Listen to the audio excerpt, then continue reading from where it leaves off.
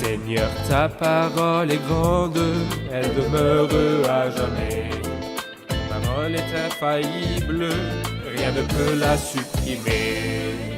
Bienvenue à vous, chers spectateurs, ainsi qu'à tous nos spectateurs dans le monde entier, dans un nouvel épisode de notre émission d'études quotidiennes Toute la Bible. Dans notre étude de livres de l'Ancien Testament, de la série intitulée Les livres poétiques, nous en sommes au livre du Cantique des Cantiques. Le Cantique des Cantiques, le Cantique de Salomon, décrit la relation d'amour entre le Seigneur et son peuple qui reviendra à lui dans le futur. L'application et le symbolisme parlent également de la relation entre le Seigneur et les croyants qui lui appartiennent, la communauté des croyants, et comment nous pouvons être satisfaits ensemble dans une relation enveloppée d'amour, la relation d'amour entre le Seigneur et son peuple. Pour comprendre la terminologie du livre du Cantique des Cantiques, comme nous l'avons dit dans les épisodes précédents, il existe un guide pour comprendre ces termes et je vous encourage à le préparer. Vous l'avez écrit sur une feuille de papier et vous l'avez mis dans votre Bible la fois passée. Si vous ne l'avez pas fait, nous le répéterons dans chaque épisode afin que chaque fois que vous ouvrirez votre Bible, vous comprendrez les termes du livre du Cantique des Cantiques. Quand le Cantique des Cantiques parle des pieds, il parle du comportement. Quand il parle des mains, il parle des œuvres et des actes. Quand il parle des saints, il parle de la maturité et du don. Quand il parle de la tête, il parle des pensées. Quand il parle des lèvres, il parle des paroles. Quand il parle des yeux, il parle de la perspicacité. Quand il parle des cheveux, il parle de la soumission. Pendant que vous écrivez ces termes avec moi, notez-les et mettez-les dans votre Bible au premier chapitre du Cantique des Cantiques. Et chaque fois que vous ouvrirez le Cantique des Cantiques, abordez-les sous cet angle. Ce sont des termes spirituels qui décrivent la relation du croyant avec Dieu ou du peuple avec Dieu ou de la communauté des croyants avec Dieu, la relation spirituelle. Permettez-moi tout d'abord d'accueillir notre invité, le serviteur du Seigneur, qui est avec nous au studio, le Dr Farid Zaki. Bienvenue, Dr Farid. Merci beaucoup. Bienvenue aussi à nos invités, honorés de vous recevoir. Dr Farid, nous en sommes au verset 5 du premier chapitre. J'aimerais avoir vos commentaires sur le verset 5, en particulier sur ces mots. « Je suis noire, mais je suis charmante, fille de Jérusalem, autant que les tentes de Kédar, que les pavillons de Salomon. » La mariée se décrit elle-même. Que voyez-vous dans cette description? Le sens littéral. Cette jeune fille, parce qu'elle était bergère, ses frères l'avaient chargée de garder de toute la journée les moutons. Et vu le climat de la Palestine, le soleil est fort, ce qui a affecté son teint, qui est devenu foncé. C'est l'aspect littéral de l'expression « je suis noir », mais cela n'a pas affecté sa beauté. Quant au sens poétique ou spirituel, la fiancée dit alors « bien que je sois naturellement noir, le fiancé lui-même m'a embelli ». Ça veut dire quoi? Paul dit la même chose, mais d'une manière différente dans le Nouveau Testament. Moi qui étais auparavant, et ça, c'est la noirceur, un persécuteur, un homme violent, un blasphémateur. Et puis quoi? Cependant, il m'a été fait grâce, parce que j'agissais par ignorance. Dans mon incrédulité et la grâce de notre Seigneur Jésus-Christ a surabondé, et il a fait de moi l'un de ses serviteurs, ou il a fait de moi un serviteur béni. Je suis noire, mais charmante. Cela nous montre aussi que nous n'avons pas de ruse en nous. Nous sommes sincères. Et nous annonçons en toute clarté, dans notre nature, avons des noirceurs. Cependant, dans la grâce du Christ et par la grâce du Christ, il nous a rendus extrêmement beaux. Et cela ne nous fait pas craindre que son amour change. Car Jésus, ayant aimé ceux qui lui appartenaient dans le monde, les aima jusqu'à l'extrême. Que veut dire jusqu'à l'extrême? Malgré tout ce qu'ils sont, malgré leurs changements, malgré toutes les faiblesses qui se manifesteront en eux. La noirceur, elle est là. Et la beauté, elle est là aussi parce qu'il nous en a revêtus. Je suis noire et charmante, fille de Jérusalem. Et dans sa noirceur, elle se compare aux tentes de Kédar. Nous lisons dans la Genèse, au chapitre 25, que Kédar, l'un des fils d'Ismaël, habitait le nord de la péninsule arabique et qu'ils vivaient, toujours, dit-on, dans des tentes en poils de chèvre noire. Et c'est peut-être ce que font encore les Bédouins. Elle dit donc, dans ma noirceur, je suis comme ces tentes-là. Mais dans ma beauté, je suis comme Les pavillons de Salomon. les pavillons de Salomon. Que sont-ils donc? Le temple qu'a construit Salomon, il a fait faire une couche intérieure, à l'intérieur de la tente de la rencontre, 2 pavillons magnifiques aux couleurs éclatantes.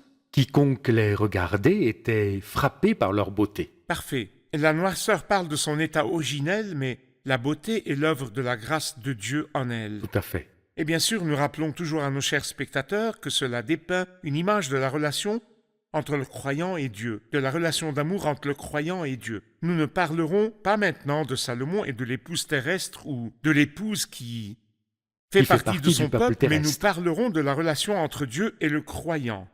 Je suis noire, mais je suis charmante, fille de Jérusalem, autant que les tentes de Kédar, que les pavillons de Salomon. Ne prêtez pas attention à mon teint noir, et il donne la raison de cette noirceur. C'est le soleil qui m'a brûlé. Les fils de ma mère se sont irrités contre moi, et ils ont fait de moi la gardienne des vignes, mais ma vigne à moi, je ne l'ai pas gardée. Parlez-nous des raisons de cette noirceur.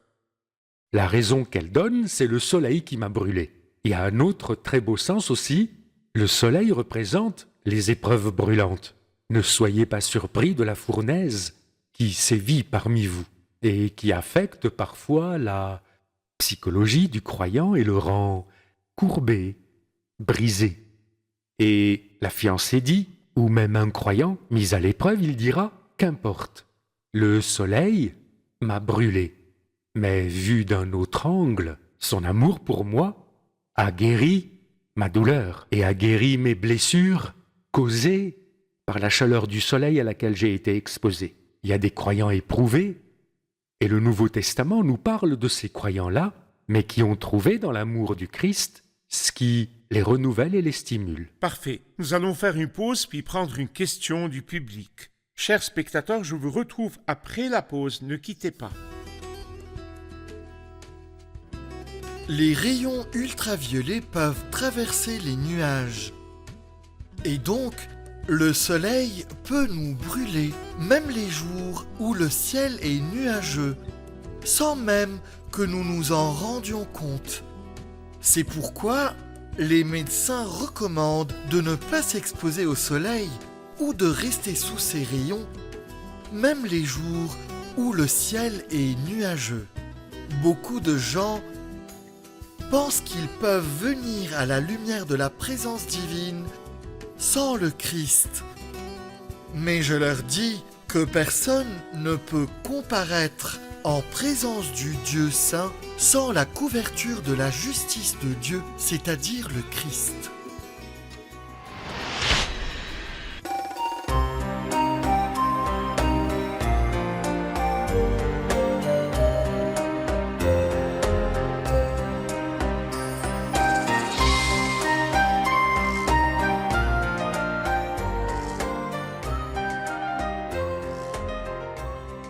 Nous revoici, chers spectateurs, pour poursuivre notre étude du premier chapitre du livre du Cantique des Cantiques. Nous allons maintenant nous arrêter avec une question du public.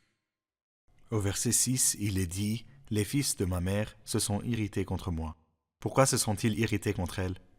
Et deuxièmement, « Et ils ont fait de moi la gardienne des vignes. » Que signifie gardien des vignes? Que signifie « les fils de ma mère se sont irrités contre moi » C'est une belle référence prophétique au rejet dont souffrira le petit reste fidèle de la part de leurs frères selon la chair. Ce petit reste fidèle sera bien une minorité des tribus de Juda et de Benjamin.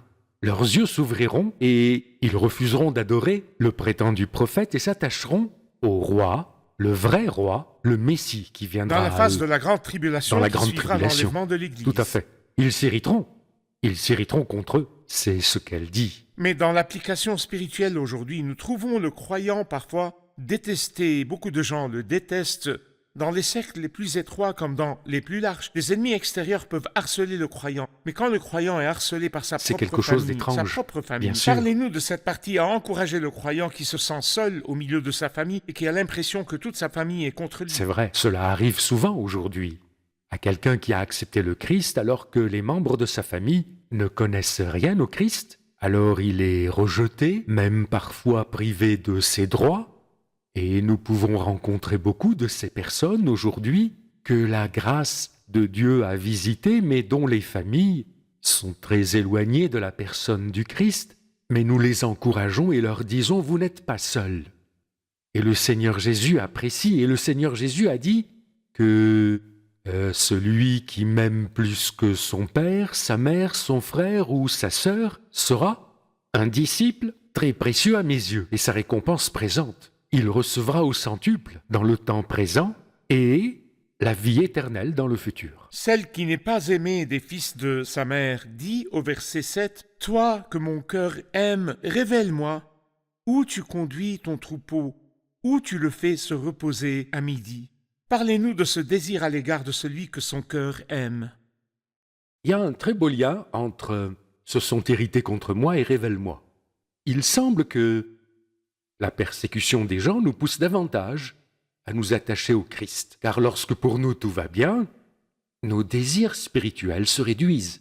Mais quand le Seigneur permet le rejet, la rupture des amitiés, même dans son cercle intime, c'est-à-dire même le vrai croyant, parfois a du mal à s'entendre avec d'autres croyants et vice-versa, si bien qu'il se trouve parfois complètement seul ou avec un cercle rétréci, mais aussi une bénédiction pour dire au Seigneur « Toi que j'aime, c'est beau, toi que mon cœur aime, c'est-à-dire toi en qui mon âme est attachée. Et rien qu'en toi, révèle-moi, que veux-tu? Où tu conduis ton troupeau? Où tu nourris tes agneaux, ton troupeau? Où tu le fais reposer? À midi. À midi. Pourquoi à midi? Le soleil est chaud, le temps est rude. Elle a donc ressenti le besoin d'un peu d'ombre et le besoin d'un peu d'eau et d'un peu de nourriture. Le midi représente dans nos vies aussi tous les moments douloureux où nous sentons que tout ce qui est autour de nous brûle. L'ambiance du monde est lourde, la douleur est intense, l'épreuve est dure. C'est le midi. Et nous nous surprenons à dire à Dieu, soutiens-nous. Soutiens-nous dans notre douleur. Soutiens-nous au milieu de la persécution ou du rejet que nous subissons. Puis elle lui dit, pourquoi en effet serais-je comme une femme voilée, c'est-à-dire qui porte Un voile. un voile, près des troupeaux de tes compagnons? Bien souvent, le croyant se trouve incompris par tout autre troupeau que le sien, plutôt que le troupeau du Christ. Par exemple, avec les non-croyants, le croyant ne peut pas partager ses besoins spirituels à ses collègues non-croyants. Mais dès qu'il se retrouve entre croyants, comme par exemple dans une réunion spirituelle, il trouve dans ses frères une possibilité de parler, d'être encouragé, de prier avec lui et d'être soutenu. Mais parfois, il se trouve étranger au sein d'une famille non croyante. Et elle lui dit, « Je ne veux pas chercher les troupeaux de tes compagnons, je ne serai pas à l'aise. » Mais je me souviens bien, dans le Nouveau Testament, dans l'Ancien Testament, je me souviens d'Anne, la mère de Samuel. Oui. Elle avait l'âme brisée. Et puis, même Élie, le grand prêtre, à l'époque, parce que son état spirituel était mauvais. Alors qu'elle s'est penchée dans la prière, et tout en larmes, il l'a regardée et lui a dit « Va cuver ton vin ». Est-ce une façon de parler? Il est grand prêtre. Mais où est-il Il spirituellement? n'a pas pu compatir avec elle. Il n'a pas pu le faire, comme si elle disait « Même cet homme, cet ecclésiastique, m'a réprimandé et blessé par ses paroles. Mais je te remercie parce que toi, tu comprends ma tristesse et ma douleur, et moi, je n'ai besoin de personne d'autre que toi. » Si quelqu'un nous entend maintenant dans certains pays où il n'y a pas de témoignage chrétien Oui. et où le Christ n'est pas reconnu, et il est bien connu qu'à travers les programmes de télé, Dieu utilise les programmes de télé pour gagner des âmes. Et peut-être qu'il y a beaucoup d'âmes qui ont connu le Seigneur. Ils nous regardent en ce moment et se sentent seuls dans la famille ou seuls dans le pays. C'est comme s'il disait « Les fils de ma mère et de ma nation se sont irrités contre moi. » Mais sa famille sait qu'il a commencé à connaître le Seigneur. Et sa nation sait qu'il a commencé à connaître le Seigneur. Alors imaginez la haine et la persécution, c'est comme s'il dirigeait ses émotions et disait « Seigneur, toute ma famille est contre moi. Toute ma nation est contre moi et contre toi. Mais tu es celui que mon cœur aime. J'ai soif de toi. » Dieu peut-il encourager quelqu'un comme cela dans un pays où il n'y a pas de témoignage chrétien et pas de croyants, et exaucer sa prière et l'encourager? Sans aucun doute. Comment? Je me souviens, frère Hayad, que David, une fois, a été persécuté par sa nation et privé de sa famille. Alors il a écrit l'un des plus beaux psaumes où il dit au Seigneur « Ô Dieu, tu es mon Dieu, je te cherche ». Psaume 63. Mon âme a soif de toi, mon corps soupire après toi. C'est pourquoi je t'ai contemplé dans le sanctuaire. Je t'ai contemplé. Pour voir ta force et ta gloire. Puis il ajoute une phrase qui encourage toutes les personnes que vous venez de mentionner là. Car ta bonté vaut mieux que la vie. Qui veut dire, expérimenter ta bonté dans une vie difficile vaut mieux qu'une vie confortable et facile dans laquelle je suis privé de ta bonté. J'encourage mon ami, mon frère ou ma sœur qui se trouve dans ces circonstances, et je lui dis auprès du Seigneur, tu trouveras un rachat pour chaque privation que tu vis. Ensuite, cela ne durera pas longtemps, Dieu te guidera d'une façon ou d'une autre pour que tu fasses connaissance avec d'autres croyants auprès desquels tu trouveras une vraie communion chrétienne. D'où le verset suivant, le verset 8, « Si tu ne le sais pas, toi, la plus belle des femmes, sors sur les traces du petit bétail et conduis tes chevreaux près des abris des bergers. » Je voudrais savoir qui parle ici et quel est le sens de ces paroles. C'est une réponse à la question du verset 7. « Toi que mon cœur aime, révèle-moi où tu conduis ton troupeau. » Et la réponse est venue, et il l'encourage grandement. « Si tu ne le sais pas, qui ? Toi la plus belle des femmes. » N'oublions pas qu'elle vient de dire « Je suis noire ». Mais il lui confirme qu'elle est belle à ses yeux. Et toujours, ce qui nous remplit le plus de paix, c'est d'avoir la certitude que malgré nos fautes, nos faiblesses et nos faux pas, cela ne diminue en rien notre valeur à ses yeux, ni même son amour pour nous. Il dit, si tu ne le sais pas, et toi tu ne le sais pas, toi la plus belle des femmes, je vais te le dire. Sors sur les traces du petit bétail. Nous avons ici un très beau paysage naturel. Et l'on remarque sa position. Il lui dit, regarde les brebis, comment elles marchent, et toi va dans la même direction. Le sens spirituel. Nous devons savoir comment vivre en consacré, comment vivre en adoration et comment vivre en témoin. Il y a des brebis qui nous ont précédés sur les pas du Christ. Et comme exemple, les actes des apôtres, qui nous parlent des premières brebis, que certains appellent l'Église primitive, disons les premiers croyants, les premiers disciples. Comment ont-ils rompu le pain? Comment ont-ils adoré? Comment ont-ils suivi le Christ? Comment ont-ils témoigné? Comment ont-ils été persécutés? Comment ont-ils souffert? Sors. Sortir, c'est tourner le dos à tout ce qui n'est pas le Christ. Sors sur les traces du petit bétail, et quand tu sortiras et que tu apprendras, il y a une autre leçon. Conduis tes chevreaux, tes petits chevreaux. Tout croyant qui a connu le Christ et l'a suivi a à faire un service. Quel service? À son tour nourrir les petits brebis. Le Christ a dit à Simon, fils de Jonas, après la résurrection, dans la dernière conversation de Jean 21, « Simon, fils de Jonas, as-tu de l'amour pour moi ?» Il lui répondit, « Tu sais que j'ai de l'amour pour toi. » Il lui dit, « Nourris mes agneaux. » « Simon, fils de Jonas, as-tu de l'amour pour moi ?» Il lui répondit, « Tu sais tout. » Il lui dit, « Nourris mes brebis. » Tantôt de grandes brebis et tantôt de tout petits agneaux. Et nous en sommes responsables. Il y a de grands croyants et il y en a encore de petits croyants. Conduis tes chevreaux près des abris des bergers. Et les abris des bergers désignent d'un point de vue spirituel les personnes dotées de dons. Parfait. Nous allons faire une pause puis poursuivre notre étude. Chers spectateurs, je vous retrouve après la pause. Ne quittez pas.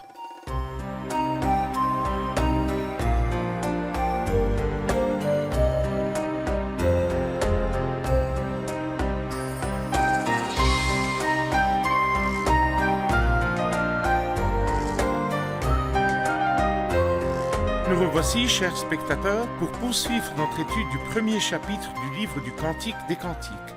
Question: Dans le verset 6, il est écrit « Ils ont fait de moi la gardienne des vignes ». Que signifie cela? Ils ont fait de moi la gardienne des vignes, mais ma vigne, à moi, je ne l'ai pas gardée.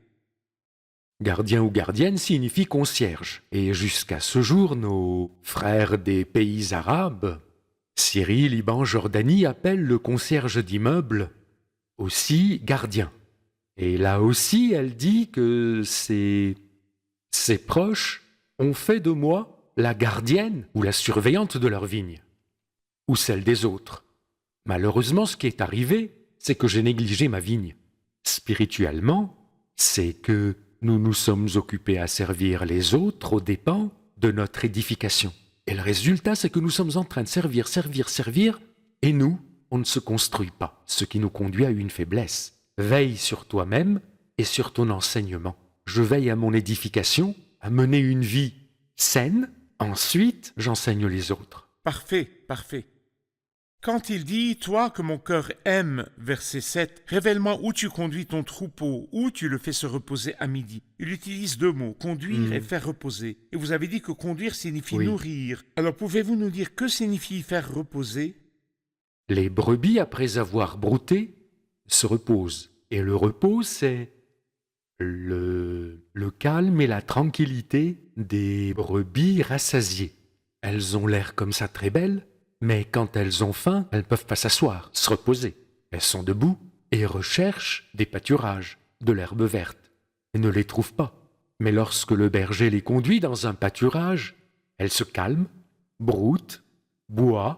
Après cela, elles se mettent à quoi faire? À ruminer, tranquillement. Le psaume 23 exprime les deux idées. L'Éternel est mon berger, je ne manquerai de rien.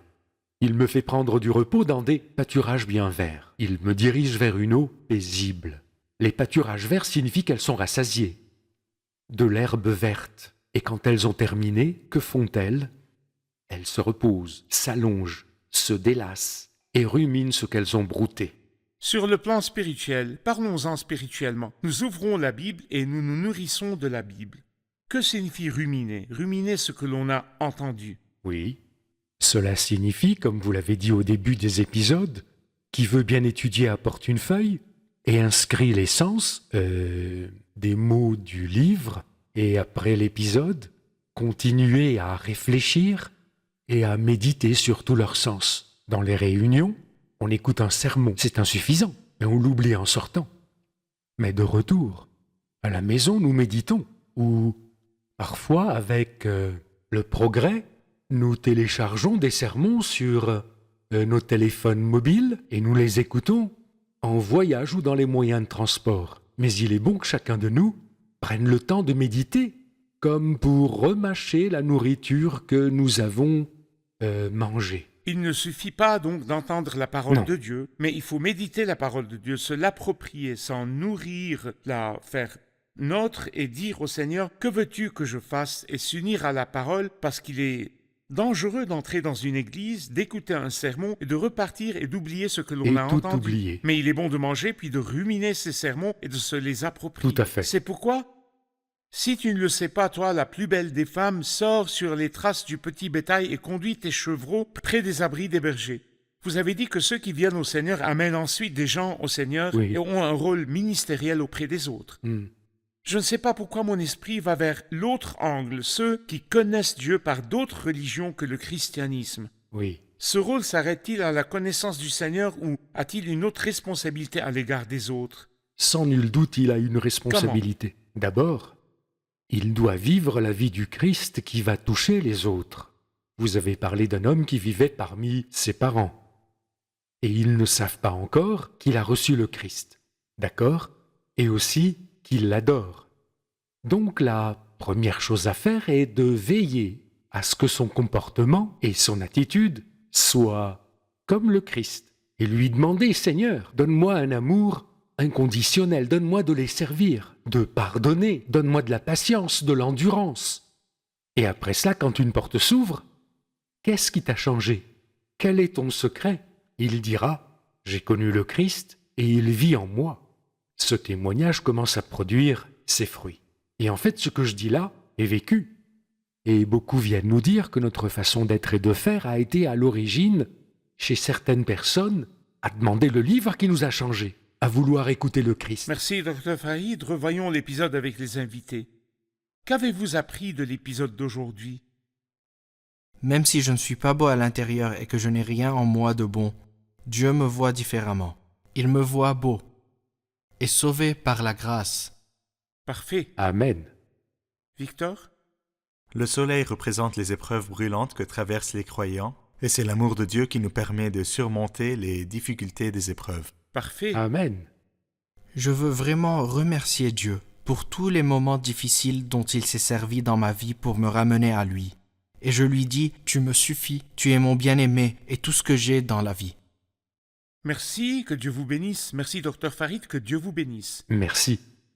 Chers spectateurs, la mariée a parlé d'elle-même et de ses origines et elle a dit « Je suis noire autant que les tentes de Kédar ». Et elle a parlé de l'œuvre de la grâce du Sauveur, le marié, et elle a dit « Je suis charmante autant que les pavillons Tout de à fait. Salomon ». Si vous voulez passer à la liberté, à la beauté de la relation avec Dieu, acceptez la personne du Christ, acceptez l'œuvre du Christ pour passer de la noirceur des tentes de Kédar à la beauté de la grâce du Christ comme les pavillons de Salomon. Je vous retrouve dans le prochain épisode. Que le Seigneur soit avec vous.